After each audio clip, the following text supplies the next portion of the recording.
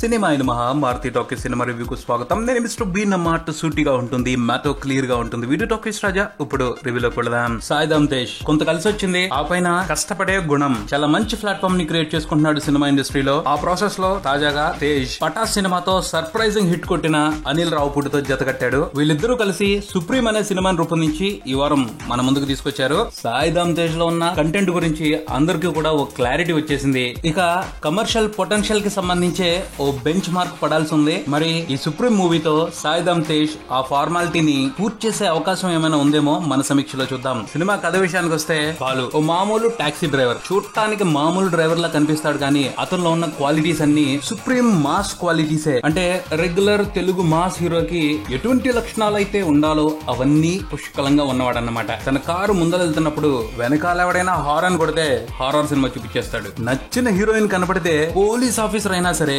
నరకం చూపించేస్తాడు ప్రేమించమని. అలానే తనకి ఎవరైనా సహాయం చేస్తే తిరిగి అంతకు మించి సహాయం చేయడానికి అన్నిటిని వదిలేస్తాడు. బాలుకి ఎక్కడి నుంచి వచ్చాడో తెలియదు, గానీ ఓ ఆంగ్లో ఇండియన్ కుర్రోడుతో పరిచయం ఏర్పడుతుంది. ఆ చిన్న కుర్రోడు బాలు జీవితాంతం గుర్తుంచుకునే ఓ సహాయం చేస్తాడు. హీరోకి హెల్ప్ చేసినప్పుడు తిరిగి హెల్ప్ జరగాలి కదా.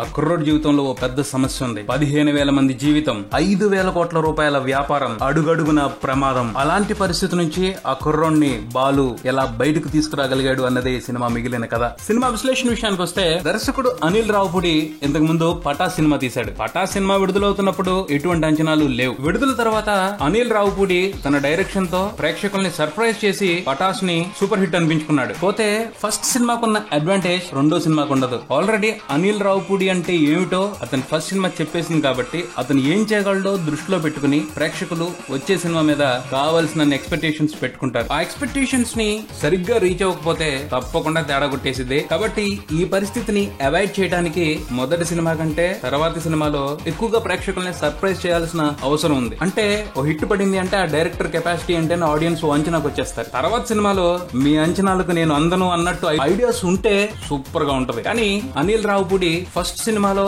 ఆడియన్స్ నాలెడ్జ్ ని క్యాలిక్యులేట్ చేయగలిగినంత తెలివిగా రెండో సినిమాలో చేయలేకపోయాడని చెప్పుకోవాలి. పటాస్ లో కొన్ని మంచి మంచి ఎపిసోడ్స్ రాసుకుని వాటిని బాగా పేల్చి శభాష్ అనిపించుకున్నాడు. అలాంటి ఎపిసోడ్స్ ఈ సుప్రీం లో కనిపించలేదు. కొన్ని ఎలిమెంట్స్ చాలా బాగానే ఉన్నాయి, కానీ అవి సరిపోవని చెప్పుకోవాలి. అలానే ఇంకో విషయంగా కూడా తేడా జరిగిందనే చెప్పుకోవాలి. పటాస్ లో ఆడియన్స్ కథ గురించి పట్టించుకునే అవకాశం ఇవ్వాల. చాలా వరకు ఫన్ ని ఎంజాయ్ చేసే బయటకు వచ్చేసారు. కానీ సుప్రీం సినిమా విషయానికి వచ్చేప్పటికి కథ గురించి ప్రేక్షకుడు తప్పకుండా ఆలోచించాలి. ఎందుకంటే ఒక మంచి ఎమోషనల్ పాయింట్ ఉంది. సినిమా కథ మెయిన్ ప్లాట్ లో ఎమోషన్ ఉంది, హీరో లక్ష్యంలో ఓ ఎమోషన్ ఉంది. అలాగే సినిమాలో మరో ఇంపార్టెంట్ క్యారెక్టర్ 8 ఏళ్ల కుర్రోడు. ఆ క్యారెక్టర్ లోనూ ఓ బ్రహ్మాండమైన ఎమోషన్ ఉంది. ఆబ్వియస్ గా జనాలు కథలో ఇన్వాల్వ్ అవ్వాల్సిందే. అలాంటి పరిస్థితుల్లో సూటిగా కథ చెప్పేస్తేనే కరెక్ట్ గా ఉంటుంది. కానీ మాస్ సినిమా అంటే కథ మాత్రమే చెప్తే కుదరదుగా, కమర్షియల్ ఎలిమెంట్స్ కూడా కావాలిగా. కథ చెప్తూ కమర్షియల్ ఎలిమెంట్స్ ని ఇన్వాల్వ్ చేస్తూ సినిమాను చూపెట్టడం అనేది ఓ ఆర్ట్. అది అందరికీ కుదరదు. అనిల్ రావుపూడి కూడా కుదరలేదు. ఓ మంచి కథా పాయింట్ ఎంచుకున్నాడు, కాకపోతే దాంట్లో కమర్షియల్ పాయింట్స్ ని ప్రాపర్ గా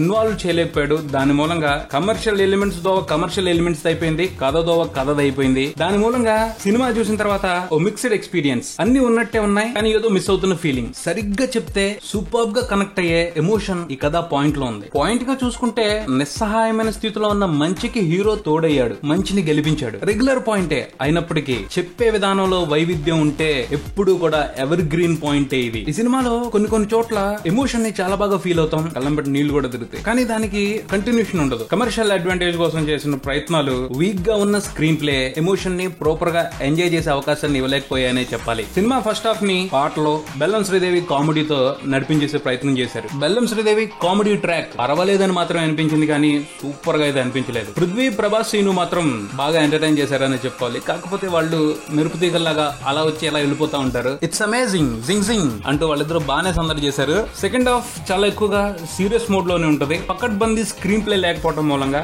చాలా మామూలుగా అనిపించింది సెకండ్ హాఫ్ ఈ సినిమాది. యాక్షన్ ఎపిసోడ్స్ చాలా బాగా తీశారు. స్క్రీన్ ప్లే లో ట్విస్టులు కనుక సరిగ్గా ఉన్నట్టయితే ఆ యాక్షన్ ఎపిసోడ్స్ చాలా బాగా ఎలివేట్ అయ్యేవి. సెకండ్ హాఫ్ లో కామెడీ కూడా తగ్గింది. పోసానే శ్రీనివాస్ రెడ్డి చేసిన కామెడీ పెద్దగా పేర్లేదు. తర్వాత క్లైమాక్స్ ని చాలా పూర్ గా డిజైన్ చేసుకున్నాడు అనిల్. క్లైమాక్స్ లో ఊహించని సర్ప్రైజ్ ఉంది, కానీ ఆ సర్ప్రైజ్ కి ఇంపార్టెన్స్ ఇస్తూ హీరో క్యారెక్టర్ ని డల్ చేసేసాడు. ఆ సర్ప్రైజ్ తో పాటు హీరో పవర్ ని ఇంకా బాగా ఎలివేట్ చేస్తే సూపర్ గా ఉండేది. ఓ మంచి కథని సినిమాగా చెప్తున్నారు అనుకున్నప్పుడు అలాంటి సర్ప్రైజ్ ని ఎంజాయ్ చేసి మిగతా విషయాల గురించి పట్టించుకోకుండా ఉండొచ్చు. కానీ ఓ మాస్ సినిమాలో కమర్షియల్ ఫార్ములా ప్రకారం హీరోని సినిమా మొదలైనప్పటి నుంచి చక్కగా ఎలివేట్ చేసుకుంటూ వచ్చి క్లైమాక్స్ లో డల్ చేసి పారేస్తే ఏం బాగుంటది అసలు. ఈ విషయం అయితే చాలా డిసప్పాయింట్ చేసిందనే చెప్పుకోవాలి. ఓవరాల్ గా అయితే సాటిస్ఫాక్టరీ ఫీలింగ్ అయితే కలగలేదు ఈ సినిమా చూసిన తర్వాత. సాంకేతిక అంశాల విషయానికి వస్తే అనిల్ రావుపూడి డేరింగ్ స్టెప్స్ ని తప్పకుండా ఎంకరేజ్ చేసి తీరాల్సిందే. ఎందుకంటే సెకండ్ గ్రేడ్ టెక్నీషియన్స్ ని టాప్ రేంజ్ కి తీసుకొస్తున్నాడు. సినిమాకు ప్రొడ్యూసర్ దిల్ రాజు కోరుకుంటే టాప్ టెక్నీషియన్స్ సినిమాకి పనిచేస్తారు, కానీ